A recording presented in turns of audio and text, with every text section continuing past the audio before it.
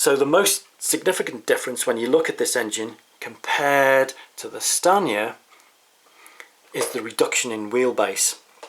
Now that meant it had it could go around tighter curves, greater route availability, and there was a loss of 2 tons in the weight as well.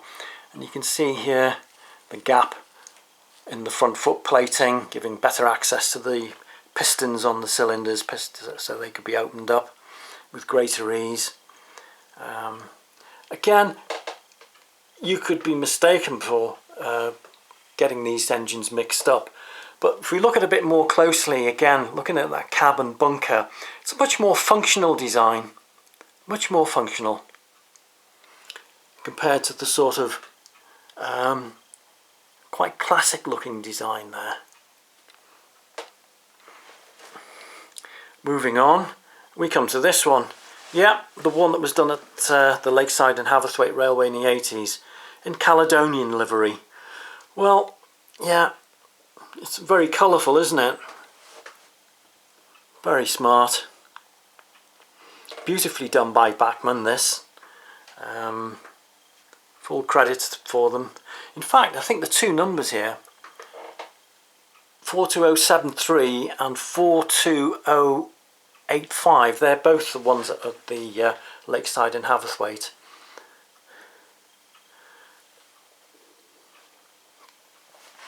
Moving on, we come to the Bachmann version of the BR Standard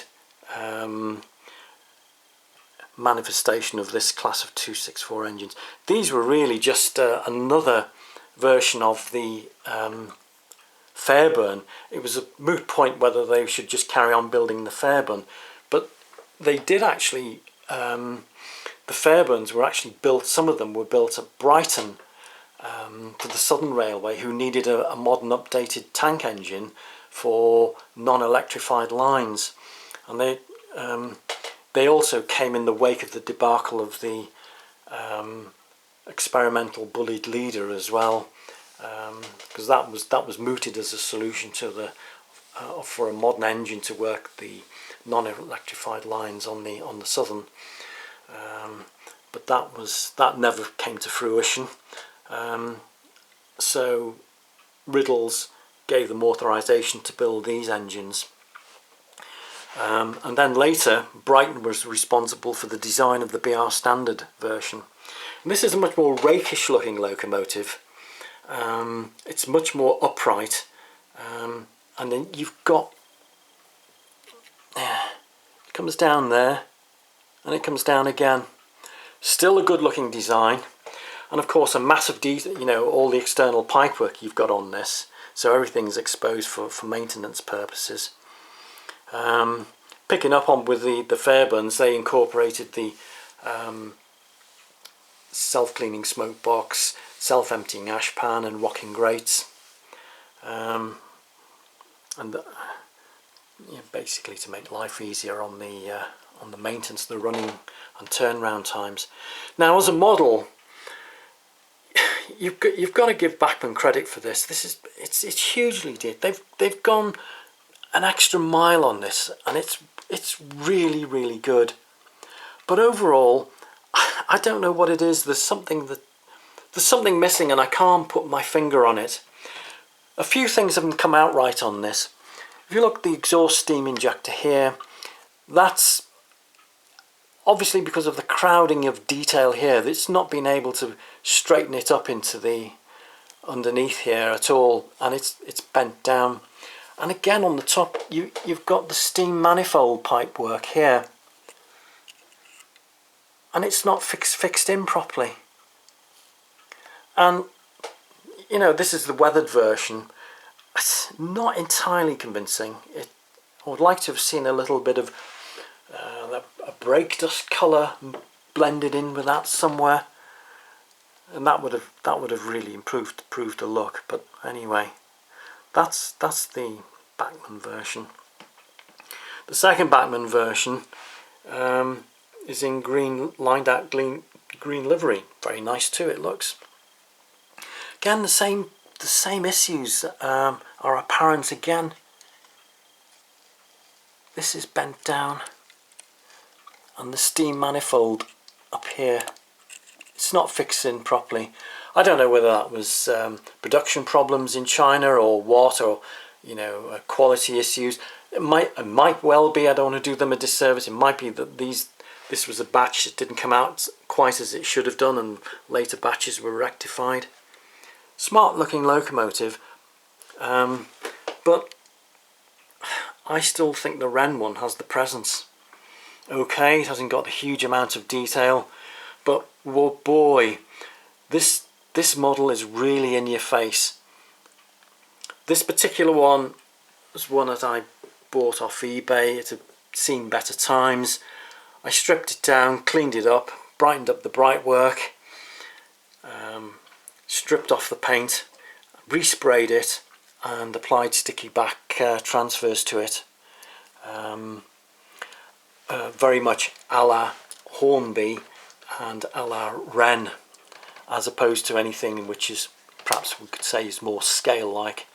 So it's in keeping with the tradition of Hornby 00 and Wrenn. I've done the class leader 80,000. The transfer, the early BR emblem that was on the transfer was okay. It was all right, but I knew I had something better, so I blacked it out and overlaid it with a fox. I've also tried to do something about the injector pipe work here and around here, just to give it a little bit more detail. I did have some windows in the cab, but they've dropped out. I think there's still one left on there. Buffer beam red. I've put the shed plate on the front. Here's a Wrenn one. Again, it was straight out of the box, quite good condition. And I have some more, and these are around here. And these are all the ones in the fancy regional or pre-nationalisation liveries. And here we've got one in Southern. Some of these are quite expensive. I picked this one up for as a bargain, because although it's in very good condition and all the bright work was right, there was some paint chips missing. There was some in the corners, and some of the white lining had been damaged. Fortunately, I've got a stash of transfers, and I put that right. So I say it looks perfect. I mean, others might disagree, but I think it looks pretty good. I can't tell that there's anything that's been wrong with that.